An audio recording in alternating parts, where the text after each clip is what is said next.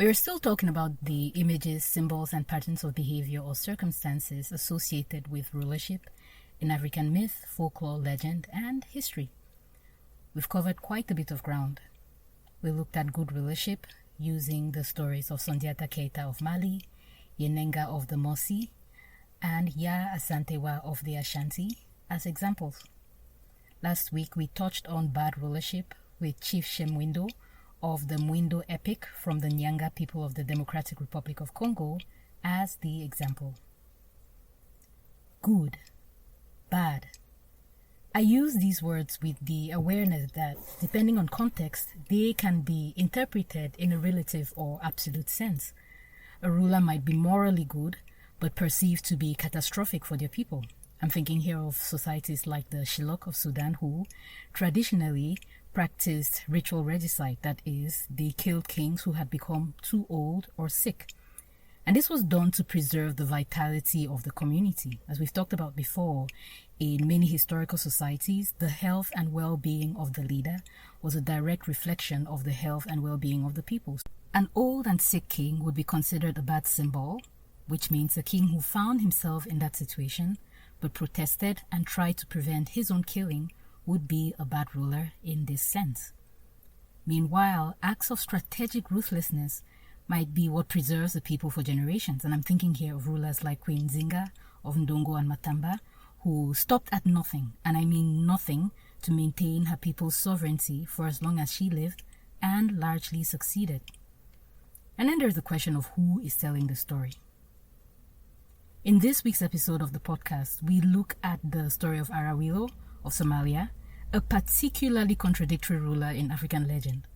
In some accounts of her story, she is maligned as an exceptionally evil ruler who despised men.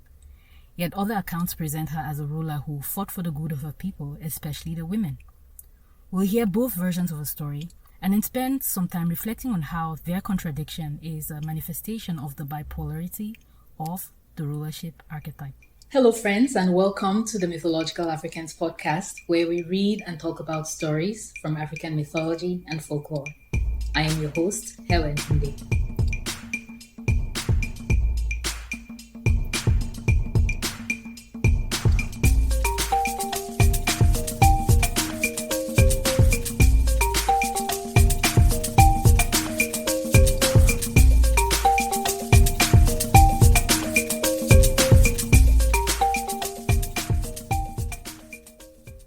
We talked about Arawilo back in 2024 when we did a brief series on women rulers and founding mothers from the African continent. I'll include links to some episodes in that series in the episode notes. Today we'll hear two versions of Arawilo's story. The first version comes from British author and researcher Ralph E. Drake Brockman's British Somaliland, published in 1912. It goes thus. The legend says that thousands of years ago there lived in what is now the tract of country occupied by the Habertojala tribe a great queen called Arawilo. She was greatly feared by her people owing to her eccentricities. Arawilo lived at a place called Murihi, so the story goes, for little save a huge mound of stones under which she is said to lie buried now marks the capital of her ancient kingdom. Towards the end of her life, Arawilo began to show marked favor towards her own sex and great animosity towards her male subjects. Arawilo had a daughter who gave birth to a male child, and as soon as the queen had been acquainted of the fact, she gave orders that the child was to be emasculated. The mother strongly objected and implored Arawilo to spare the child at any rate until it was weaned. This she did, but as soon as the child was weaned, Arawilo ordered it to be operated upon, when the mother again interceded successfully. She obtained the queen's sanction to allow the child to toddle first. As soon as the child had learned the use of his legs, Arawilo again called upon her daughter to deliver up the child to her. But the mother begged her to first allow the boy to learn to herd the sheep and goats and enjoy his childhood. To this, Arawilo finally agreed. As time wore on and the boy grew older, Arawilo called her daughter to her and told her that her son's time had come. but the mother was still determined to do her utmost to save her son from the operation and the rest of the male children who had been forced to undergo the same procedure. So she begged and prayed the queen to allow her son to reach a man's estate when he would be able to wear a tobe, carry a shield and sword and 2 spears, and learn how to make zarebas, herd, and water the camels, and do everything which a man is called upon to do. This Arawilo promised after much intercession on her daughter's part, and only on the condition that she would deliver him over at the end of the time, as he must share the fate of the rest of his sex.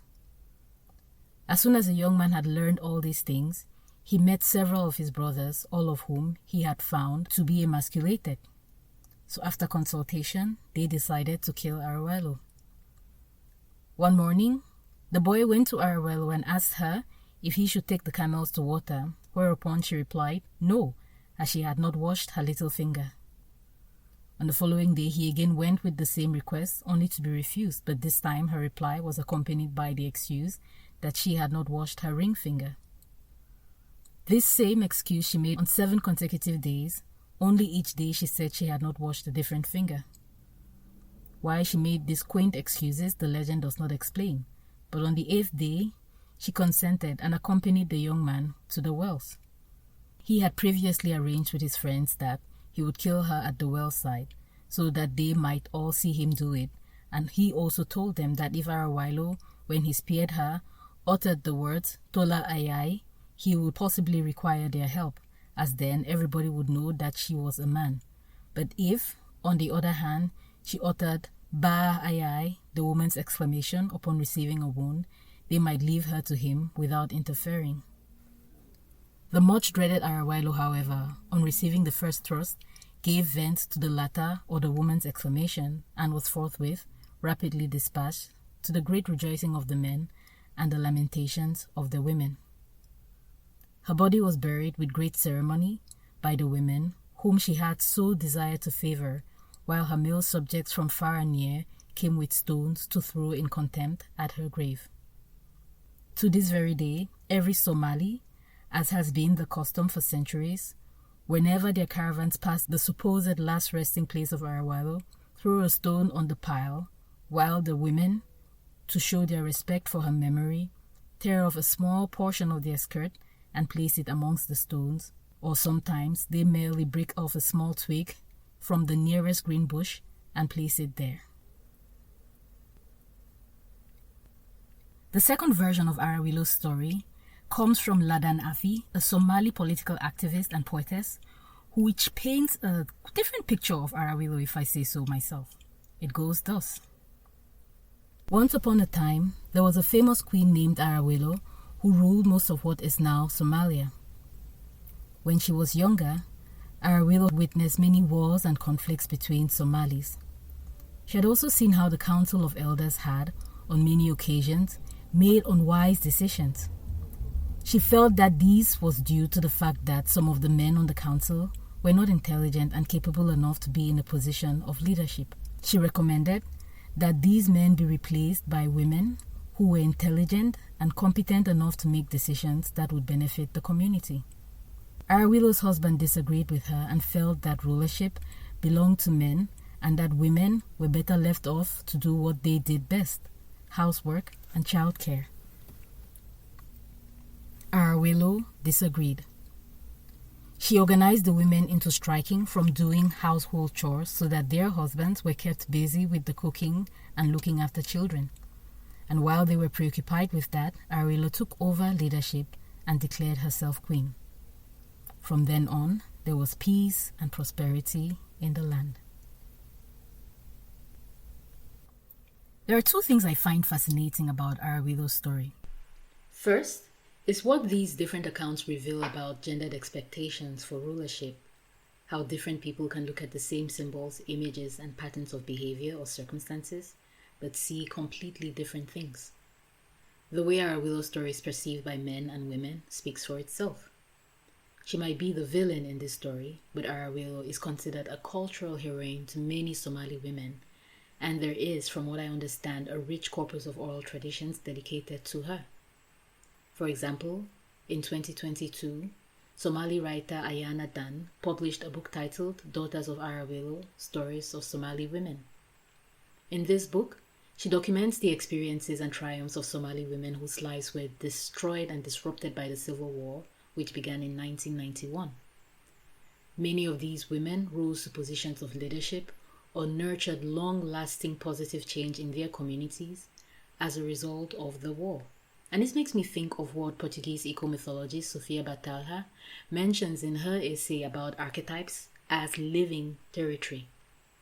We can shift the center of Arawelo's story from one woman's manifestation of her shadow, as some might view it, to an expression of how women might understand their place in society as fundamentally under threat and respond accordingly.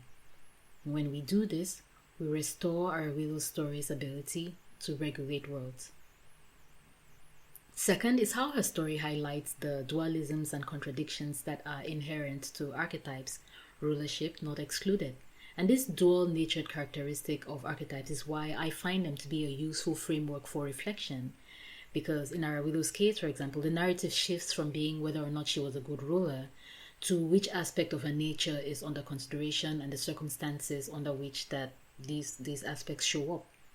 And as we hinted at in the introduction when we talked about Shilluk regicide and how some kings might have resented it, or when we talked about Zinga's practical ruthlessness and how other people might have viewed it, perhaps, just perhaps, leaning into the parts of ourselves, of the stories or the worlds we inhabit that may not be considered right or proper or honorable in context is what is necessary for survival in a given situation.